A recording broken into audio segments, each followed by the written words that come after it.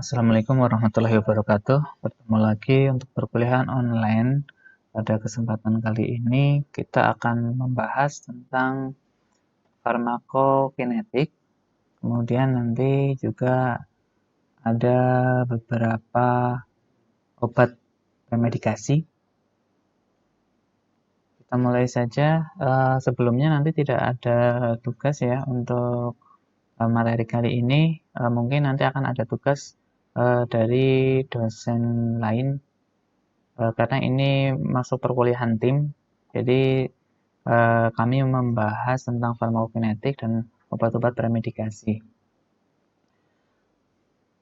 Kalau tidak salah, untuk tim satunya, untuk dosennya adalah Bu Pepi ya. Mungkin nanti Bu Pepi yang memberikan penugasan atau kuis. Kita lanjut untuk farmakokinetik. Apa itu kinetik? Secara bahasa, kinetik adalah pergerakan. Farmakokinetik yaitu mempelajari pergerakan obat sepanjang tubuh. Itu meliputi absorpsi, ya diserap ke dalam darah, kemudian distribusi, disebarkan ke berbagai jaringan tubuh, kemudian yang berikutnya adalah metabolisme, diubah menjadi bentuk yang dapat dibuang dari tubuh, dan yang terakhir adalah ekskresi atau dikeluarkan dari tubuh. Mohon maaf untuk penjelasannya, mungkin saya percepat karena terkait dengan durasi. Kalau terlalu lama waktunya biasanya mahasiswa akan bosan, dan sedangkan materinya sangat banyak, jadi nanti saya jelaskan secara singkat dan mungkin agak cepat untuk penjelasannya. Saya ulangi lagi, jadi kinetik adalah pergerakan, sedangkan farmakokinetik adalah mempelajari pergerakan obat sepanjang tubuh, yaitu meliputi ada 4, ada absorpsi, ada distribusi, ada metabolisme, dan ada ekskresi. Absorpsi sendiri yaitu serap, ya diserap ke dalam tubuh, kemudian distribusi adalah menyebarkan ke berbagai jaringan tubuh, metabolisme adalah diubah menjadi bentuk yang dapat dibuang dari tubuh, dan ada ekskresi atau dikeluarkan dari tubuh. Untuk absorpsi obat ini meliputi proses obat dari saat dimasukkan ke dalam tubuh melalui jalur saluran, bisa contoh obat pil ya atau obat oral, ini berarti melalui saluran pencernaan ya. Kemudian ini sampai masuk ke dalam sirkulasi sistemik. Nah, pada level seluler atau level sel, obat diabsorpsi melalui beberapa metode, terutama transport aktif dan transport pasif. Selanjutnya, untuk metode absorpsi, ini ada transport pasif dan aktif. Nah, untuk transport pasif ini tidak memerlukan energi, ya, karena hanya dengan proses difusi obat dapat berpindah ke daerah dengan kadar konsentrasi tinggi ke daerah dengan konsentrasi rendah. Nah, terjadi selama molekul-molekul kecil dapat berdifusi sepanjang membran dan berhenti bila konsentrasi pada kedua sisi membran seimbang. Yang kedua adalah transport aktif. Transport aktif ini membutuhkan energi untuk menggerakkan obat ke daerah dengan konsentrasi obat rendah ke daerah dengan konsentrasi obat yang lebih tinggi. Nah, ini kalau kita lanjutkan, yaitu tadi terkait dengan transport pasif dan aktif, kita lanjutkan dengan pinositosis. Pinositosis adalah bentuk transfer aktif yang unik, di mana sel menelan partikel obat. Ini biasanya terjadi pada obat-obat larut lemak, ya, yaitu vitamin ADEK. Nah, ini bahas gambarnya ya. Ini di sini membutuhkan energi ya. Energi ini ada ATP, adenosin trifosfat, yang dihidrolisis ya menjadi ADP dan ion fosfat. Nah, ini adalah proses energi ini muncul dari ATP menjadi adenosin trifosfat. Nah, jadi partikel-partikel yang lebih kecil ya, partikel-partikel ini ditelan oleh sel.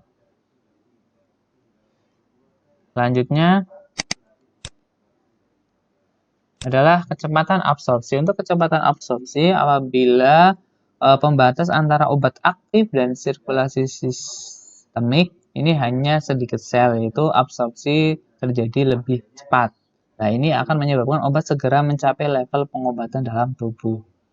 Nah, ini bisa detik ya sampai menit ya, tergantung cara tempat atau pemberian obatnya lewat apa. Apakah lewat IV, intravena, atau inhalasi ya, atau oral atau subkutan dan lain sebagainya. Kemudian kan lebih lambat ya untuk kecepatan absorpsi apabila lewat oral. Ya, kemudian untuk intramuskular topikal ya kulit, ini lapisan intestinal, otot, dan bagian kulit ini juga lebih lambat. Kemudian lambat sekali bisa berjam-jam ini apabila per rektal ya.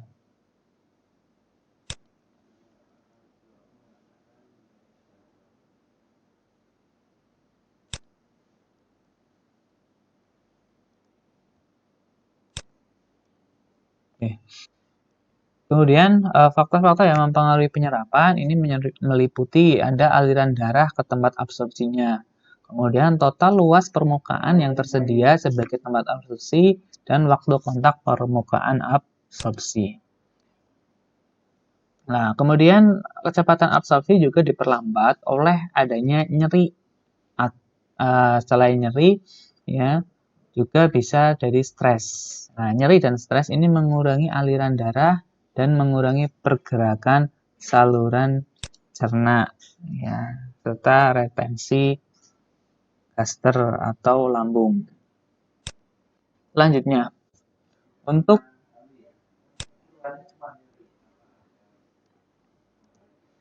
makanan tinggi lemak. Nah, untuk makanan tinggi lemak dan padat ini akan menghambat pengosongan lambung dan memperlambat waktu absorpsi obat, terutama untuk obat-obat oral ya. Jadi misalkan seseorang makan obat, kemudian di situ sebelumnya makan makanan yang tinggi lemak, nah ini menyebabkan memperlambat waktu absorpsi. Kemudian faktor bentuk obat. Nah, absorpsi ini bisa dipengaruhi juga oleh bentuk obat, apakah bentuknya tablet atau kapsul, ya, dan lain sebagainya. Selanjutnya untuk kecepatan absorpsi obat juga dipengaruhi oleh kombinasi ya dengan obat lain. Misalkan interaksi satu obat dengan obat lain ini dapat meningkatkan atau memperlambat tergantung jenis obatnya. Dan yang berikutnya adalah bioavailabilitas. Ini adalah fraksi obat yang diberikan yang sampai ke sirkulasi sistemik dalam tubuh kimia aslinya. Ini contoh penghitungannya ya untuk bioavailabilitas. Jadi fraksi obat yang diberikan yang sampai ke sirkulasi sistemik dalam bentuk kimia asli. Lanjut. Nah, kemudian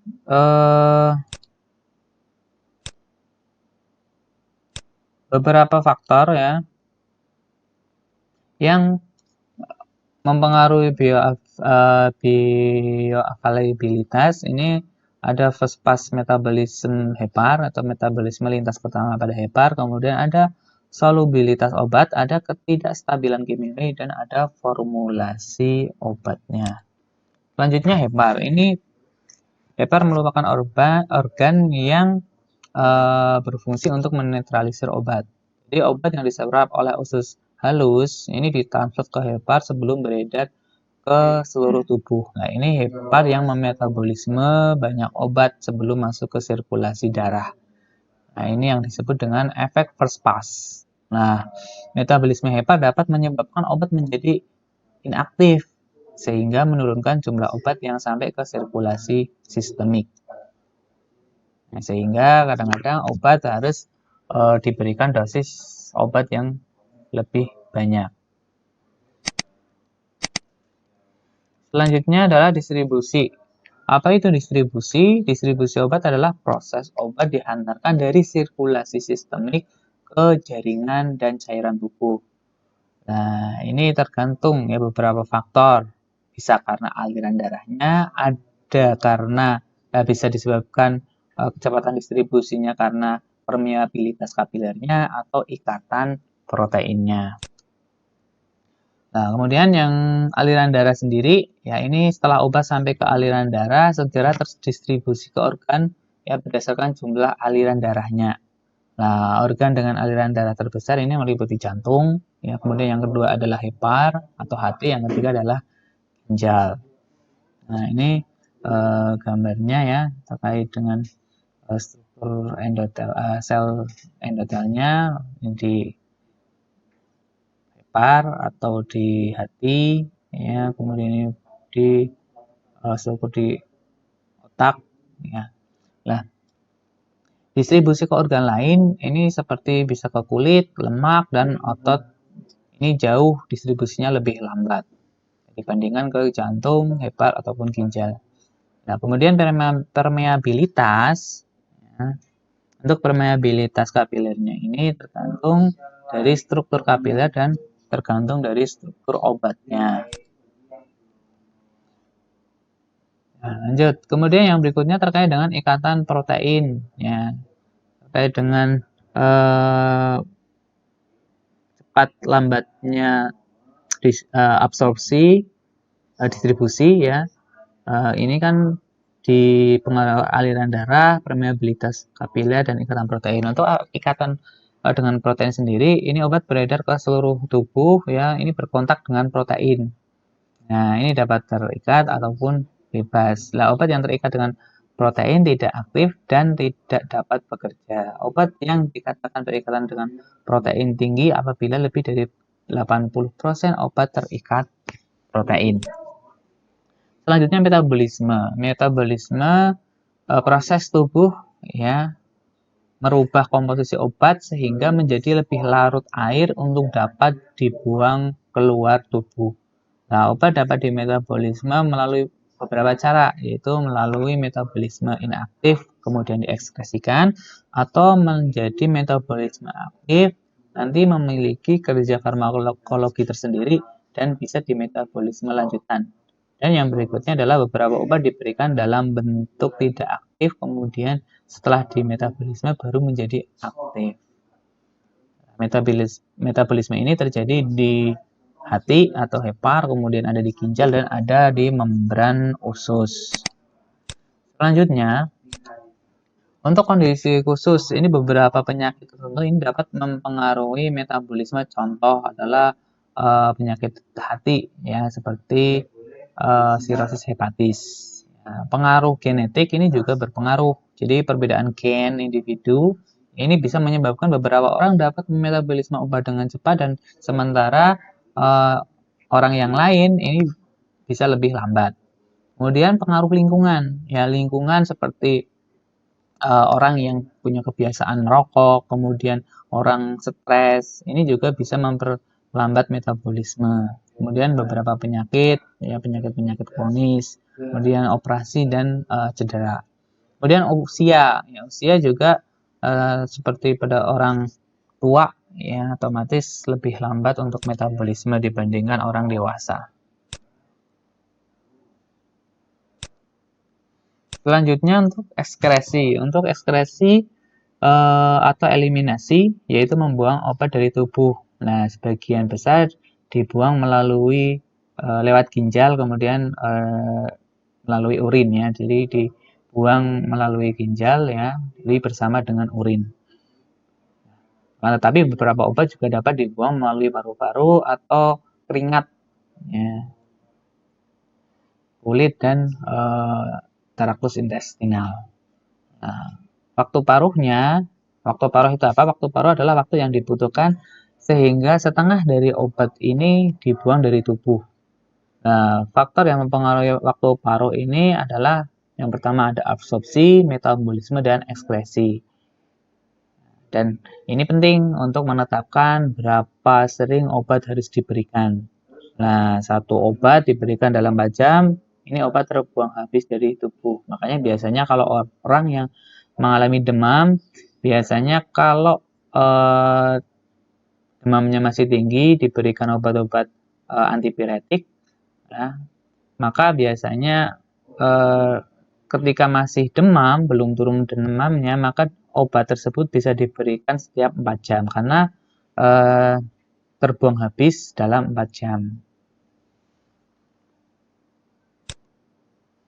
Nah, selanjutnya adalah onset, puncak, dan durasi. Apa itu onset? Onset adalah waktu dari saat obat diberikan hingga obat terasa kerjanya atau hingga obat bekerja. Kemudian efeknya terasa ya. Jadi efek kerja obatnya itu berasa. Ini adalah onset. Jadi waktu diberikan sampai obat ini bereaksi. Nah, ini sangat tergantung dari rute pemberian, apakah lewat oral, apakah lewat intravena, atau lewat inhalasi. Ya, ini jadi tergantung dari rute pemberian dan bagaimana farmakokinetik obat. Nah, untuk puncak, ini setelah tubuh menyerap semakin banyak obat, maka konsentrasinya di dalam tubuh akan semakin meningkat. Nah, tapi konsentrasi puncak ini juga sebanding dengan puncak respon. Kemudian durasi, untuk durasi, ya durasi kerja obat ini lama obat menghasilkan efek terapi. Jadi berapa lama efeknya ini, efek terapinya ini bekerja. Nah, ini beberapa gambarannya, ya, kemudian ini juga ya terkait dengan waktunya dan bagaimana konsentrasi obat tersebut.